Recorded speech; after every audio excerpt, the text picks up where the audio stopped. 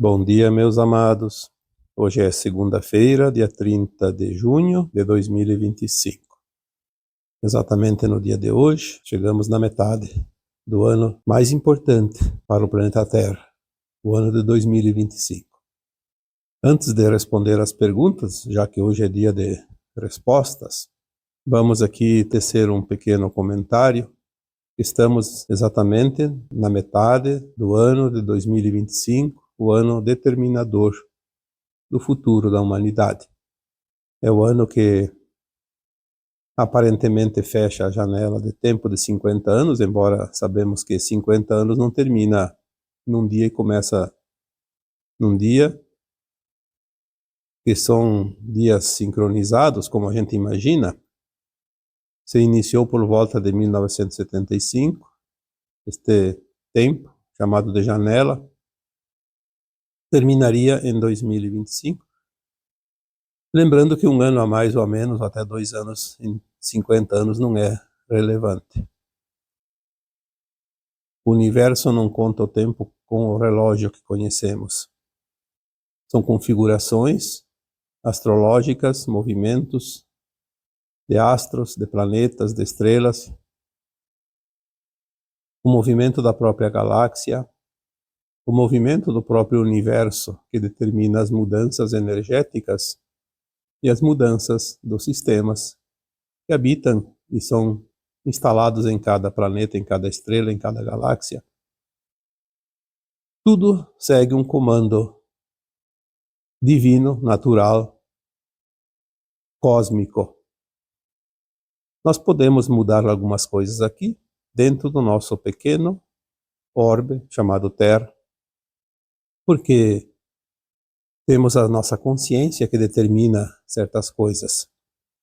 E as nossas consciências, de forma coletiva, decidiram já há algum tempo mudar a linha de tempo da Terra, e agora tudo segue para o seu final.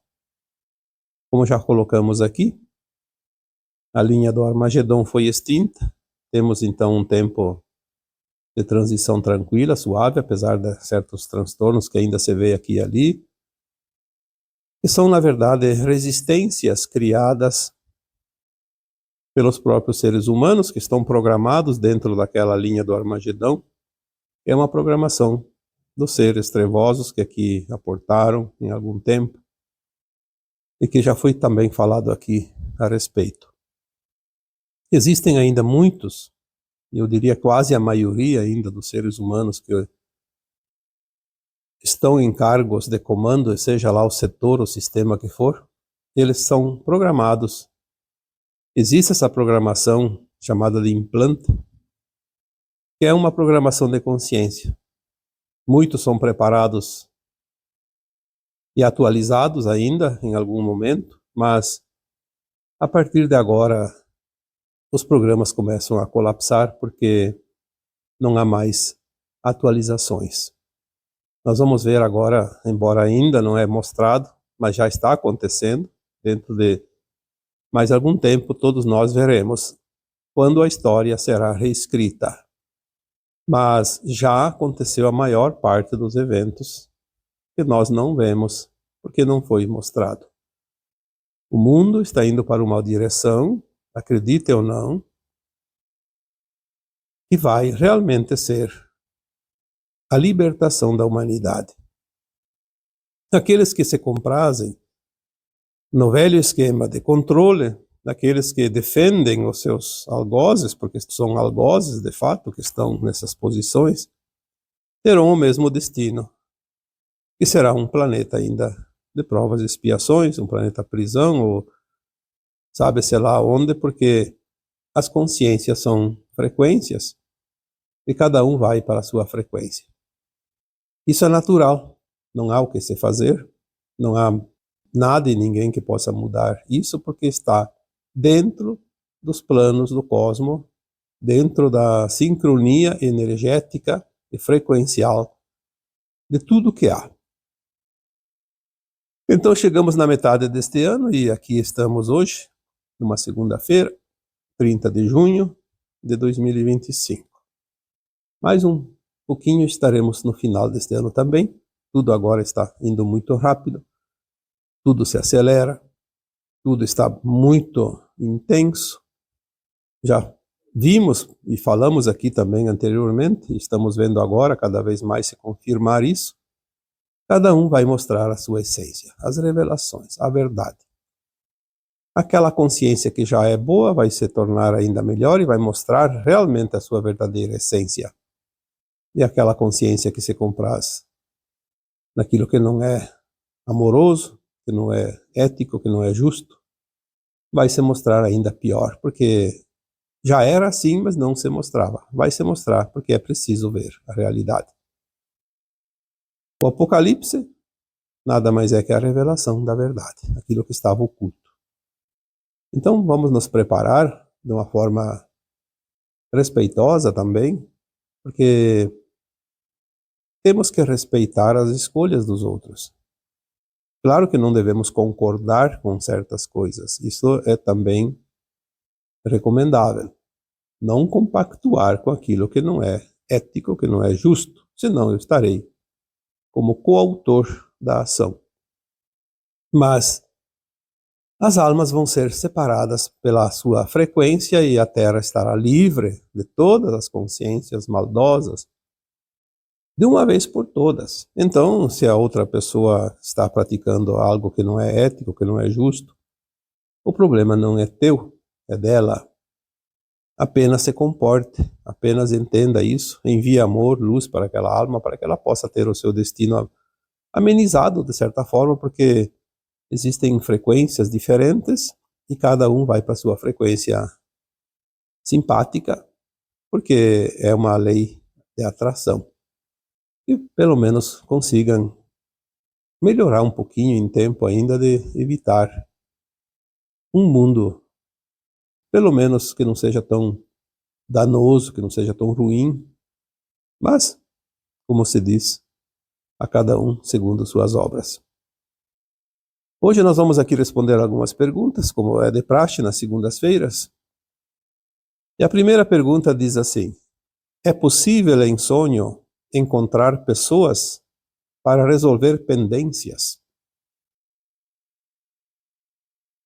Quando nós dormimos, então, sabemos que a alma não fica no corpo. É óbvio que, enquanto nós dormimos, a nossa consciência da mente, do cérebro, está descansando. Então a alma, ela é livre, assim como acontece quando ela desencarna. Eu diria que nós morremos, fazendo uma comparação aqui bem simples, morremos toda vez que pegamos no sono. Reencarnamos ou ressuscitamos, como queira, quando acorda. Naquele período a alma está na quarta dimensão. Ela não precisa estar aqui acompanhando as nossas ações, porque a alma, ela não precisa descansar, ela não tem o corpo da matéria, ela é apenas uma consciência. Então toda vez que a pessoa dorme, mesmo que seja alguns minutos, como não existe tempo além da terceira dimensão, aqueles minutos que a pessoa dorme, ou aquelas horas, a alma faz tanta coisa que seria necessário talvez dias, meses para contar. Tamanha é a abrangência das suas ações enquanto ela está fora do corpo, numa outra dimensão. Ela vai para o passado, ela vai para o futuro. O grande segredo é que, como nós não lembramos das vidas passadas, também não podemos saber o que a alma vai fazer enquanto dormimos, porque senão seria desnecessário encarnar. Poderíamos ficar sempre desencarnados, que é muito mais prático. É porque as experiências que nós fazemos aqui nesse planeta têm que ser feitas dentro de uma consciência limitada, dentro da escolha, dentro das nossas tendências, dentro da nossa vontade, da escolha, do livre-arbítrio, do nosso cérebro, da nossa parte psíquica, onde nós decidimos o que queremos e o que não queremos fazer, experienciar, enfim. Aquilo que nós conhecemos. Enquanto o corpo dorme, a alma vai se encontrar com outras almas, encarnadas e desencarnadas. Encarnadas, obviamente, se aquela também está num corpo que está dormindo, ou em estado de coma. Enfim, pode ser um estado vegetativo. Se a outra pessoa está na atividade naquele momento, a alma está lá com ele. Então nós não podemos nos encontrar. Podemos até ver, obviamente. A nossa alma, enquanto dormimos, ela pode ver outras almas encarnadas em pleno serviço, em plena atividade cotidiana. Mas não pode se comunicar, porque a outra está numa outra consciência e ela não pode ver esta alma. A minha alma ou a tua, quando estamos dormindo. Então, para que duas almas de dois encarnados se encontrem, é preciso que os dois estejam dormindo. Então, é possível se encontrar, é possível resolver pendências, é possível fazer alguns acertos, alguns ajustes. Porém, ao acordar, mesmo que o sonho diga que você se encontrou com uma pessoa que você conhece ou que não conhece, você não sabe o que foi fazer lá. O sonho é sempre uma metáfora, ele não pode revelar a verdade ainda. Alguns sonhos já trazem um pouquinho mais de revelações, porque nós estamos começando a ampliar essa consciência, indo para as dimensões quarta, quinta e acima, mesmo que seja por lapsos de tempo. Então, as almas se encontram, sim, para resolver pendências desta vida, se é outra alma encarnada, e para resolver pendências de vidas passadas, quando são almas que talvez estejam desencarnadas em relação a nós. A alma, por si só, ela não é raivosa, rancorosa. Por isso que quando nós desencarnamos como almas, nós olhamos para trás e vemos que tudo que foi feito foi uma encenação. Por que fazer aquilo? Não era necessário. Parece tão fácil, porque é uma dimensão acima, obviamente. Mas, de qualquer forma, se você sonha que você esteve com uma pessoa que tem uma pendência e você, naquele encontro durante o sonho, você fez um acordo com ela, é porque realmente vocês fizeram. Então procure pôr em prática. Tem uma pendência, vá lá e resolva. Não precisa chegar e dizer para a pessoa, olha, eu sonhei com você e nós nos encontramos e acertamos de... Não, procure e diga, olha, vamos resolver isso de uma forma amorosa, tranquila. Não há motivo para discussões, para pendengas. Vamos nos harmonizar e viver a vida. Para que criar mais dificuldade, se a vida já é difícil? Vamos, pelo menos, tentar aliviar. Então, é importante ter esse entendimento e procurar. Olha, eu sonhei, então é um indício, preciso fazer isso. Tu vai lembrar do sonho apenas a parte que interessa. Precisa fazer um acerto. É necessário, você faz necessário. Então vai e faça. Assim como também, claro, não faz parte desta pergunta, mas outras pessoas que se comprazem no mal, sonham que se encontraram com outras e arquitetaram planos diabólicos. Porque se fazem isso enquanto estão conscientes, fazem isso também durante o sono. Já falei aqui em postagens anteriores que as almas que se comprazem no mal durante a noite iam, agora parece que a coisa mudou e não tem mais esses locais e nem os seus mestres. Mas a alma ia se encontrar com seres trevosos, mais trevosos ainda, que eram os seus chefões, os seus senhores da escuridão, e lá traçavam planos diabólicos para fazer ainda mais trambicagem, mais maldades.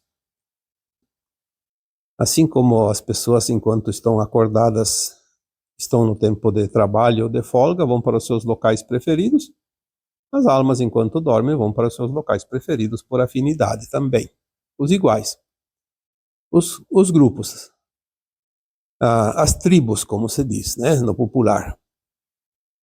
Então eu acho que essa pergunta foi resolvida, ou pelo menos tentei aqui dar uma resposta dentro daquilo que nos é passado. E vamos para uma outra pergunta. Como devemos orar?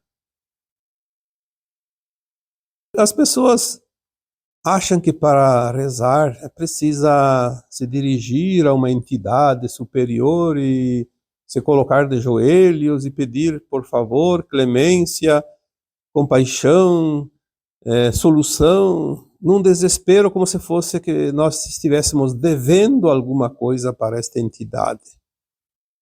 Uma submissão. E na verdade não é. Não é nada disso. Eu lembro que em 1965 eu frequentei uma escola de freiras, porque a escolinha da comunidade que eu morava só tinha primeiro, segundo, terceiro e quarto ano. E era aquele tempo ainda que você fazia 4 séries numa sala de aula e uma professora. Todo mundo junto. Não sei como que se aprendia, mas aprendia e se aprendia muito. Mas também tinha sempre a varinha lá atrás do quadro negro, prontinha para dar na orelha de quem não se comportasse. Obviamente naquela época era permitido, hoje sabemos que isso não é mais permitido. Então terminou a 4ª série em 63 e 64. Em 65 eu fui para uma escola mais longe, estava a 4 quilômetros de distância, então eu fazia 8 quilômetros todos os dias a pé, ida e volta, para frequentar a 5ª série. E naquele colégio, era um colégio de freiras argentinas, todas as professoras eram freiras daquele colégio. E falavam mais espanhol que português, mas a gente aprendia também, porque o espanhol não é tão difícil assim. E tinha uma aula de religião. E a professora, que era uma freira daquele colégio, dava aula de religião, ela disse um dia: a melhor oração é o trabalho bem feito, com amor, com boa intenção, com entrega. Porque se a gente vai ficar rezando, a gente vai decorar a oração e vai fazer por obrigação, e de repente está tão decorada aquela oração que a gente fala e está pensando em outra coisa, nem sabe o que está dizendo. Mas se você fizer a entrega do trabalho, da tua atividade cotidiana, não tem oração melhor. Porque para Deus não é preciso ficar juntando as mãos, se ajoelhando na frente e pedindo clemência. Para Deus basta que você seja aquilo que você é, autêntico. E aquilo eu guardei. Eu tinha na época 65, então eu tinha 12 anos. E aquilo ficou até hoje. Fazer o trabalho, fazer o dia a dia, é o dia a dia que é a tua oração. Esse negócio de ficar parando tudo, certo que de vez em quando podemos até fazer isso. Até porque tem formas de orar. Orar é que se colocar em comunhão com consciências superiores, não precisa ser Deus, Jesus, Mãe Maria. Qualquer consciência, pode ser o meu eu superior, uma outra consciência, da mesma mônada ou de outra mônada. Aquele que a gente sente um pouco de afinidade. Eu, por exemplo, hoje, quando eu preciso me comunicar com as consciências superiores, eu me comunico com a minha equipe espiritual que me ampara. Às vezes eu coloco essa equipe contra a parede. Olha, eu preciso resolver isso, preciso aqui ter um pouco de tranquilidade, de paz, de saúde principalmente, para fazer esse trabalho. Se vocês precisam do meu trabalho, gostam do meu trabalho, me dê essa força. Se vocês não precisam mais de mim, paciência. É porque terminou a minha missão. E se eu não estou em condições, e vocês precisam de mim, eu não posso colaborar. Então, me dê essa força. Quantas vezes eu já falei aqui das minhas crises de enxaqueca, que eu passei por mais de 60 anos com essas crises horríveis, às vezes dores continuadas de 4 dias, 5 dias, 6 dias, teve semanas que passou a semana toda. E muitas vezes eu não tinha condições nem de atender uma pessoa, fazer o meu trabalho. Aí eu pedia para a minha equipe, olha, tira essa dor porque eu posso fazer o trabalho, depois pode me devolver a dor, se for necessário passar por ela. Mas agora eu preciso fazer meu trabalho de uma forma, da melhor forma possível. Porque se eu não fizer o trabalho da melhor forma possível, quem vai ser prejudicado não sou eu, é a pessoa que eu estou atendendo, é a pessoa que eu estou ajudando, é o trabalho que eu estou fazendo. Então me dê condições. Não estou pedindo favor nenhum.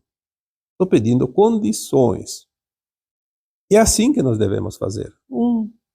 Uma oração espontânea, direta, honesta. Não pedir favor. Eu peço para Deus fazer o meu filho passar no vestibular. Esse exemplo eu já dei várias vezes. Por que Deus vai beneficiar o meu filho e vai prejudicar aquele que estudou?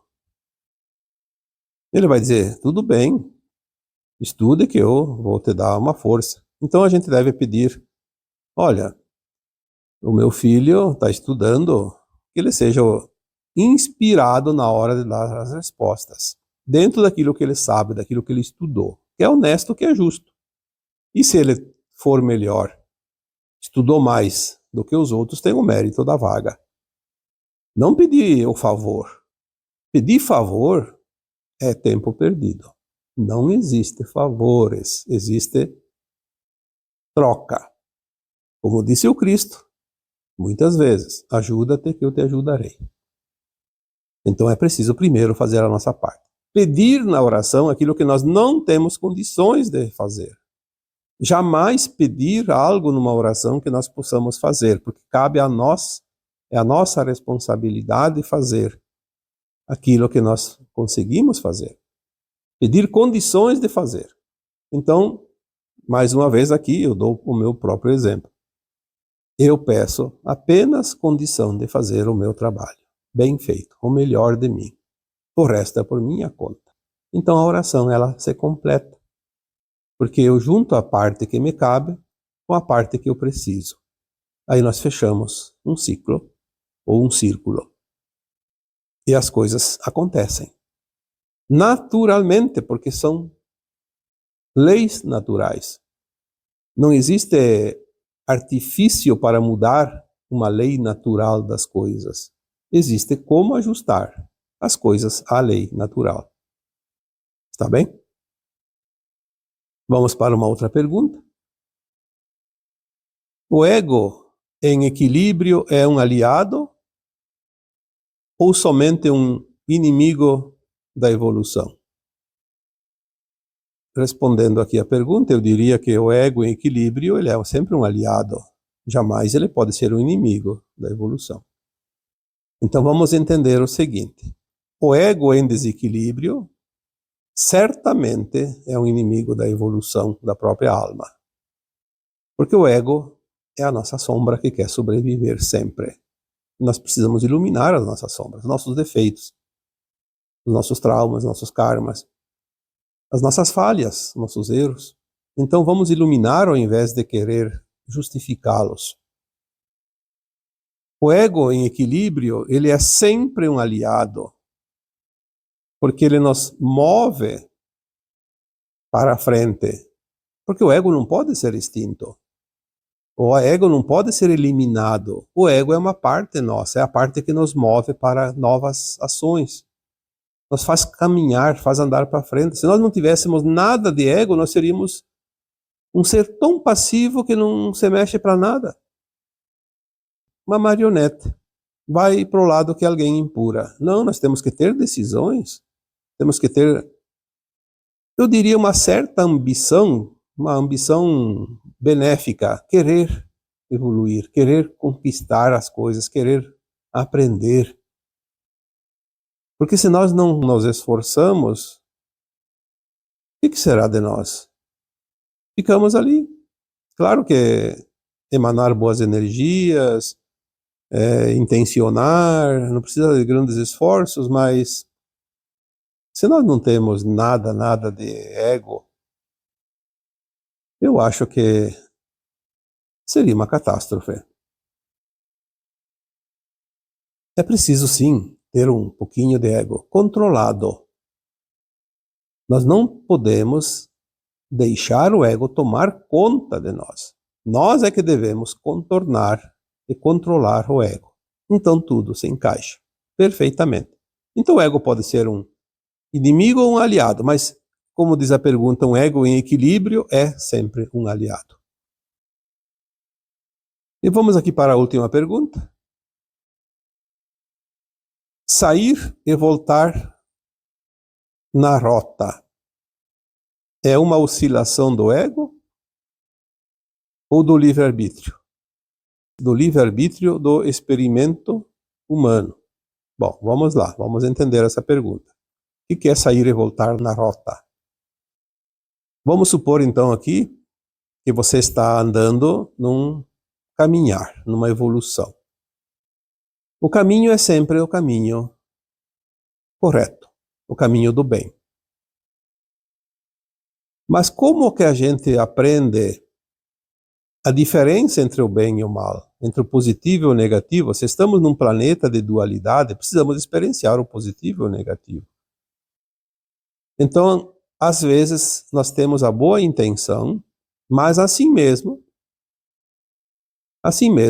o resultado não deu certo. Parece que foi um erro. Não é um erro. É porque tem uma outra forma diferente de ajustar, de fazer. Então, aquilo nos mostra que o caminho não é por ali. Então, saiu da rota, volta para a rota. Olha, daquele jeito não dá. Daquela forma não dá. É claro que às vezes nós temos a consciência, não posso ir por aqui, mas eu vou. Bom, aí você está correndo risco. Aí você está certamente tendo problemas lá adiante, porque nós temos a consciência que nos diz isso é certo, isso não é certo. Nós já passamos pelas experiências nas vidas passadas, já conhecemos. Já está no nosso subconsciente. Está lá armazenado nessa caixinha de Pandora, nas memórias de alma, nos registros. Então sabemos que não podemos, fazemos por interesse. Bom, ali já é uma fuga de rota proposital. Tem a estrada por aqui, mas eu quero atravessar aqui porque quero correr um pouco de risco, quero aumentar a adrenalina, quero criar dificuldades para mim mesmo. Então faça. Mas depois vai ter que voltar e dar mais trabalho. Você vai se desviar muito da rota. Mas quando o desvio é sem a intenção de se desviar, ele é espontâneo, é porque o nosso eu superior, as nossas consciências superiores, os nossos mentores estão dizendo, olha, não é assim, faça diferente. Então eles vão mostrar um resultado que não é aquilo que nós esperamos, para que a gente retome a rota. Mas daí é um desvio pequeno. É como eu sempre digo, sai da estrada, mas está paralelo à estrada, volta para a estrada.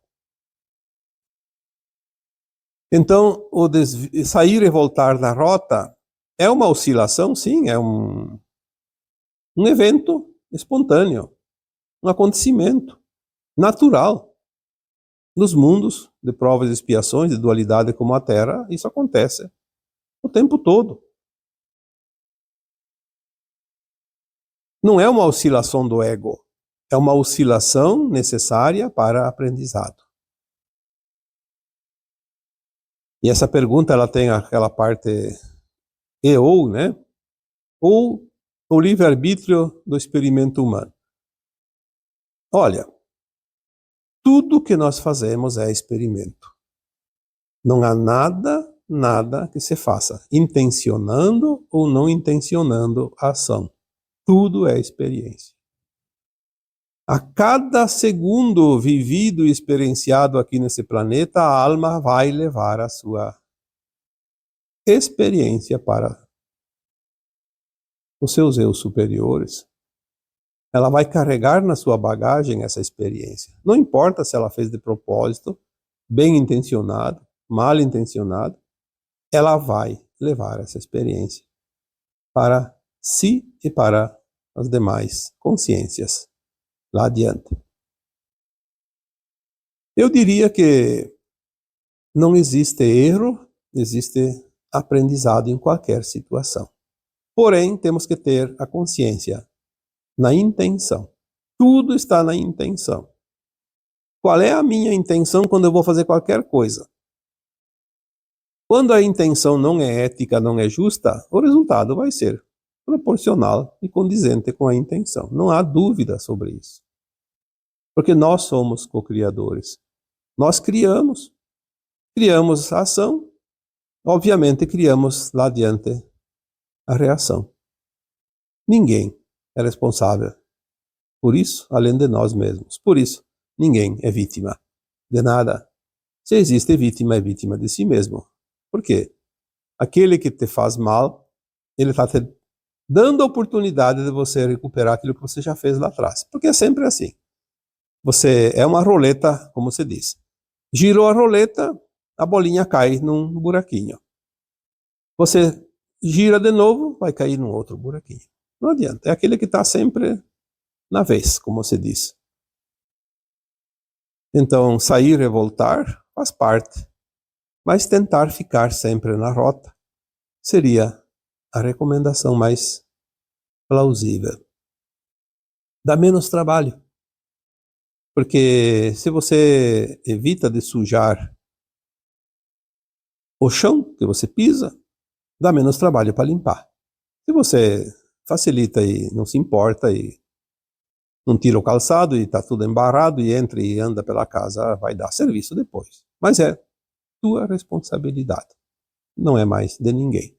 É você que vai criar e é você que vai resolver qualquer coisa.